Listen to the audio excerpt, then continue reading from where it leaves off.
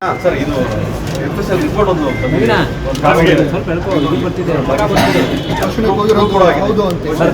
Sir, ನಾನು ಇವತ್ತು ಹೇಳ್ತಾ ಇದ್ದೇನೆ, ನನ್ನ ರಾಜ್ಯ ಸರ್ಕಾರಕ್ಕೂ ನಾನು ಹೇಳ್ತಾ ಇದ್ದೇನೆ, ಯಾವ ವ್ಯಕ್ತಿ ಇವತ್ತು ಪಾಕಿಸ್ತಾನ್ ಜಿಂದಾಬಾದ್ ಅನ್ನಿದ್ರೆ ಅವನಿಗೆ ಗುಂಡಿಟ್ಟು ಹೊಡೀರಿ ಅಂತಲೇ ಹೇಳುವಂಥ ಮನುಷ್ಯ ನಾನು. ಮುಲಾಜಿಲ್ಲ ಇದರಲ್ಲಿ. ನಮ್ಮ ಸರ್ಕಾರಗಳು ಹಿಂದೆ ಸರಿಯುವಂಥ ಪ್ರಶ್ನೆ ಇಲ್ಲ. ಯಾಕಂದರೆ ಇದು ಈ ದೇಶ ಭಾರತೀಯರ ದೇಶ. ಯಾವನೋ ಬಂದು ವಿಧಾನಸೌಧದಲ್ಲಿ ಪಾಕಿಸ್ತಾನ ಜಿಂದಾಬಾದ್ ಅಂತ ಬಿಡಲಿಕ್ಕೂ ನಾವು ತಯಾರಿಲ್ಲ. ಇದಕ್ಕೆಲ್ಲ ನಾನು ಒಪ್ಪೋದು ತಯಾರಿಲ್ಲ. ಇದೆಲ್ಲ ಸರ್ಕಾರಗಳು ಗಮನಿಸಬೇಕು. ಆದಷ್ಟು ಬೇಗ ತನಿಖೆ ಆಗಬೇಕು. ಅವ್ರಿಗೆ ನೇಣಿಗೆ ಹಾಕ್ತಿರೋ ಗುಂಡು ಹೊಡಿತಿರೋ ಏನಾದ್ರು ಕಾನೂನು ತರಲೇಬೇಕಿದು. ಯಾಕಂದ್ರೆ ಅವೆಲ್ಲ ಕೆಲವು ಇವೆಲ್ಲ ತರಬೇಕಲ್ಲ, ಅದು ನೋಡಬೇಕು, ಚೆಕ್ ಮಾಡಬೇಕು. ಭಾಳ ಅವೆಲ್ಲ ಹಂಗಂಗೆ ಕೊಡೋ ಬರೋ ಅಂಥದ್ದಲ್ಲ. ಅದರಿಂದ ಅದನ್ನು ಆದಷ್ಟು ಬೇಗ ರೆಡಿ ಮಾಡಿಬಿಟ್ಟು ಅಂಥ ವ್ಯಕ್ತಿಗಳಿಗೆ ಕಾನೂನು ರೀತಿಯಲ್ಲಿ ಶಿಕ್ಷೆ ಆಗಲೇಬೇಕು.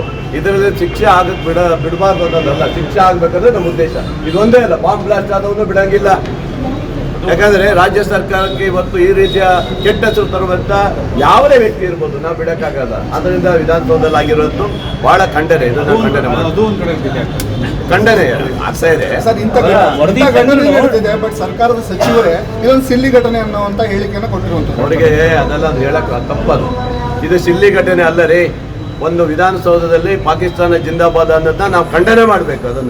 ಅದು ಸಿಲ್ಲಿ ಗಿಲ್ಲಿ ಅನ್ನೋ ಪ್ರಶ್ನೆ ಇಲ್ಲ. ಬಾಂಬ್ ಬ್ಲಾಸ್ಟ್ ಸಹ ಇದು ನಮ್ಮ ರಾಜ್ಯ ಸರ್ಕಾರ ತಕ್ಷಣ ಕ್ರಮ ತಗೊಳ್ಬೇಕು.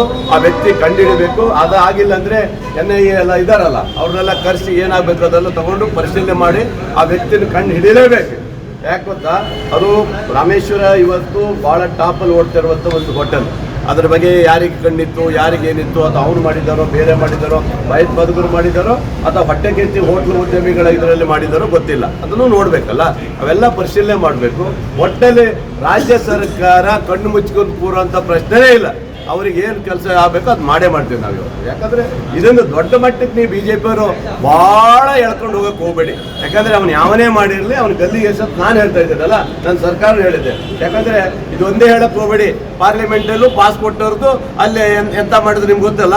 ಪಾರ್ಲಿಮೆಂಟಲ್ಲಿ ಏನು ಮಾಡಿದರು, ಅಲ್ಲಿ ಕುಪ್ಪಳಿಸಿ ಅದೇನೋ ಪೌಡ್ರ್ ಹಾಕಿದ್ರಲ್ಲ, ಅವಾಗ ಏನು ತಲೆ ಕಾಯ್ತಿದ್ರು ಇವರು. ಹಂಗೆ ಹೇಳಕ್ಕೆ ಹೋದರೆ ಅವ್ರದ್ದು ಮಾತ್ರ ಮುಚ್ಚಿಕೊಳ್ತಾರೆ, ನಮ್ದು ಮಾತ್ರ ಬಹಳ ದೊಡ್ಡ ಇರ್ತಾರೆ. ಇಲ್ಲಿ ಈ ವಿಜೇಂದ್ರ ಅದೇ ಕೆಲಸ.